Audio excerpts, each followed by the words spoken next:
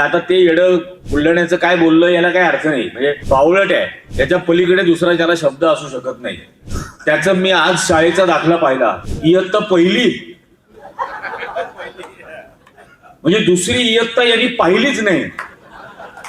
आणि हा छत्रपती शिवाजी महाराजांचं म्हणजे माझ्या रक्ताच्या थेंबा थेंबात आहे असं म्हणतो, आणि अर्ध्या उरलेल्या वाक्यामध्ये त्या माणसाच्या प्रकाश आंबीच्या आईच्या नावाने घाणघाण शिवाय देतो.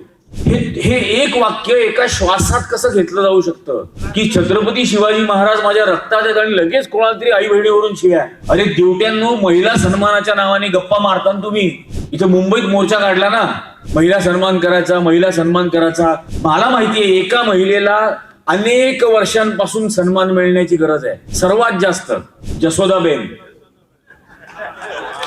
44 वर्ष वाट बघतेय,